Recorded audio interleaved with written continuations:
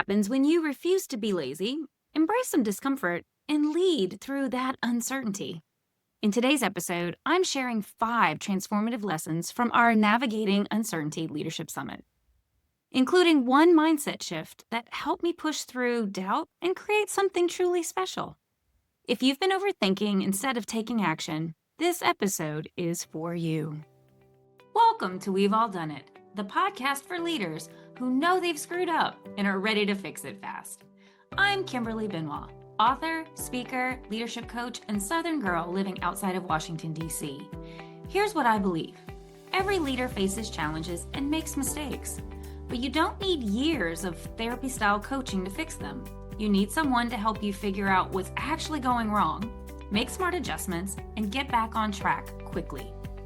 That's exactly what I do through one-on-one coaching, targeted skill development, and group programs. Every episode of this podcast delivers real talk about common leadership pitfalls, practical strategies for recovery, and no BS guidance to improve how you lead yourself and others every single day. Whether you're here to listen and learn, or ready to work together and make real changes, you are in the right place. Now let's get to today's episode.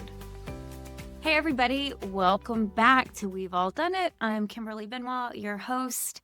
And today, let's really get into something I've dying to talk to you about, right?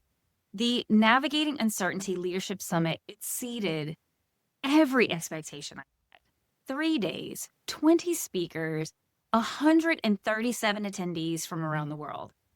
And not even an ice or snowstorm could stop us. Now, I've taught, facilitated, and hosted thousands of events before, but this was a new medium for me. So I thought I would take a moment to share some things I learned about myself and from some of the sessions along the way. So let's jump in. First lesson, don't be lazy. One of our speakers, Dave Nordell, had this as one of his main messages. If you want to be a good leader, you can't afford to be lazy. You have to put in the work to better yourself. It doesn't just happen without you asking questions, making mistakes, and choosing to be better. When I first came up with this summit idea, I was met with a lot of, Kim, that's going to be a lot of work. And are you sure you really want to do something like this? I mean, what if nobody shows up?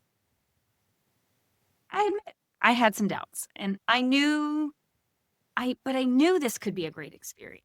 So I made the decision to not be lazy. I put in the work. I asked for support, advice, and people were incredibly generous with their time, their insights, their experiences with hosting virtual summits. And here's what it looked like in practice for me. I spent hours researching and working on virtual event platforms and testing setups and tech and working on comms and learning how to troubleshoot various back-end issues that I had never had to deal with before. It would have been really easy to just stick with what I already knew. But guess what? Growth doesn't happen in the comfort zone.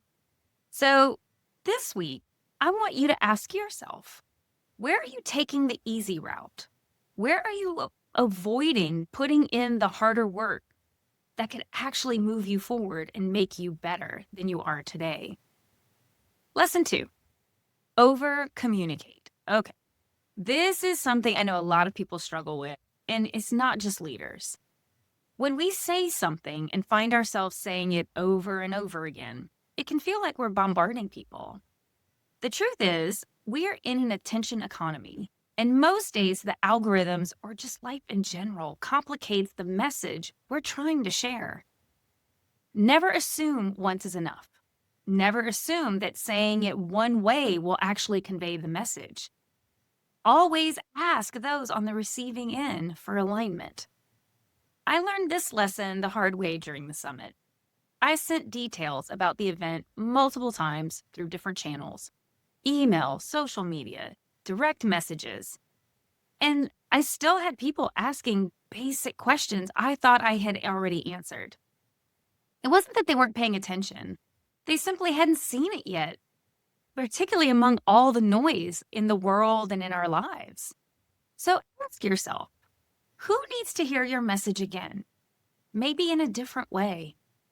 What important information are you assuming people already know? Okay, lesson 3. Sometimes you have to be the spark.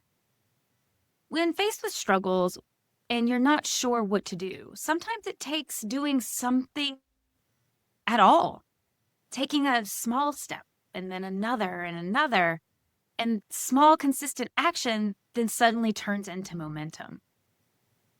So this summit is a perfect idea. I came up with this idea at 3 a.m. in the morning when I couldn't sleep. And the first thing I did the next day was I texted someone and said, "Hey, I have this crazy idea. What do you think?" And they said, "Sounds awesome. When are you doing it?" And I thought, I don't know. Gotta think about it.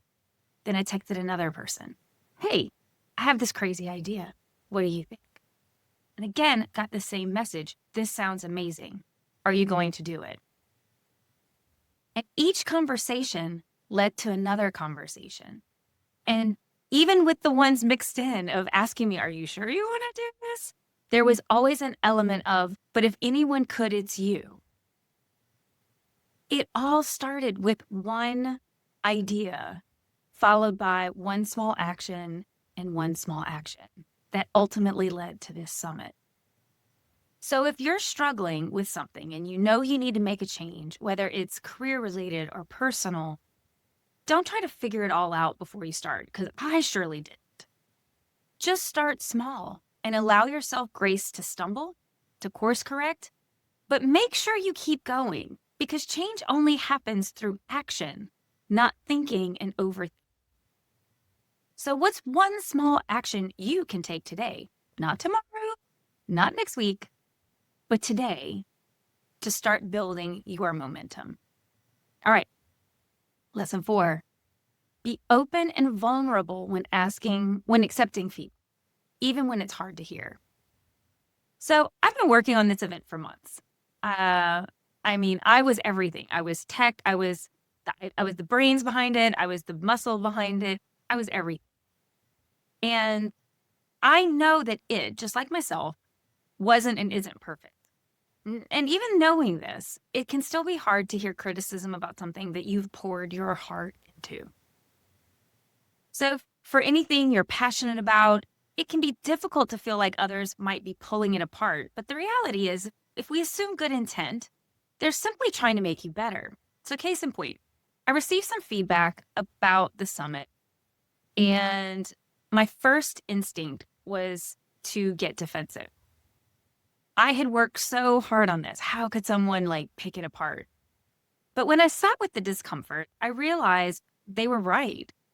That the feedback they gave me is already helping shape how I'm going to design the next summit. So sitting with some discomfort is the only way to get better, to be stronger, to learn what to do or not to do. So don't let your ego block your growth. Lesson 5, stay grounded. So I'm going to end my lessons with a message from our very first speaker, Miss Shalise Perry. In order to be your best self, you have to find a way to keep your feet on the ground, to stay centered in yourself, so that when things get stressful and chaotic, and they will, and they do, you can find your calm. You can remember your why and still show up even when it's hard. For me, that grounding practice looked a little bit different at different times, and that's absolutely normal. So for instance, some mornings I would just start with taking a couple of really good deep breaths before opening my laptop or before starting a session. Other times it might include me taking a quick walk around my apartment just to kind of clear my head, block it out. Another thing I did is I would listen to music really loudly for about 60 seconds just to kind of get out of my head, but in my body, because I love music and it helps kind of relax me. Note that none of this is elaborate. It just has to reconnect you to yourself. So what is your grounding practice? If you don't have one, what could it be? So let's recap those 5 sessions, okay? Or 5 lessons. Still thinking sessions. 1, don't be lazy. Put the work in to better yourself. 2, over-communicate. Say it again, say it differently, and check for alignment. 3, be the spark. Small, consistent action beats perfect planning every time. 4, accept feedback with vulnerability. Discomfort is where growth happens. 5, stay grounded, my friends. Find your center so you can weather the chaos. If you've missed the summit, don't worry. You can still buy access to the replays. The link is in the show notes so you don't have to have any phone. If you attended, first, thank you from the bottom of my heart. And I would love to know what you think. What did you like? What didn't you like? I want that feedback. Let me know, because I'm already excited about what's coming next. In May, I'm hosting another summit called Power of Your People, where we are going to deep dive into everything under the talent umbrella. Think recruitment, retention, engagement, development, accountability, and so much more. So if navigating uncertainty taught me anything, it's that leaders are hungry for practical strategies they can actually use. And that's exactly what we are going to deliver in May. Thank you for the support and for what I do and how I do it. All of this is really an effort to help each one of you find the support and solutions you need to be the best leader possible. As always, reach out with your challenges because I want to make sure to incorporate where you're struggling the most in what we are trying to create. So if these 5 lessons reminded me of why ongoing leadership, support, and learning is so critical. You can't just attend one event or read one book and call it done. Leadership is a continuous journey of growth and development, which brings me to something I'm really excited to share with you. I know that many companies are pulling back on training and development budgets, despite the fact that leaders need more support help than ever. I've heard this from many of you. You want to grow, you need resources, but the budget isn't. So I've created a solution to meet you where you are, the Leader Learning Lab. This is a membership experience where you have on-demand access to a growing library of leadership trainings.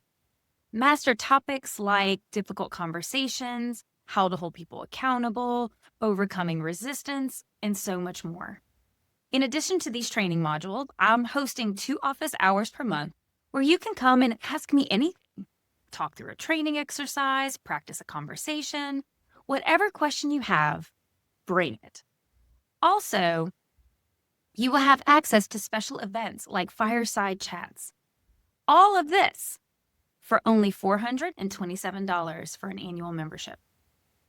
If you're not sure you want to commit to something for the whole year, I've created a 3-month membership so that you can see if it's something that meets your needs. Check it out, link in the show notes, and let me know if you have any questions.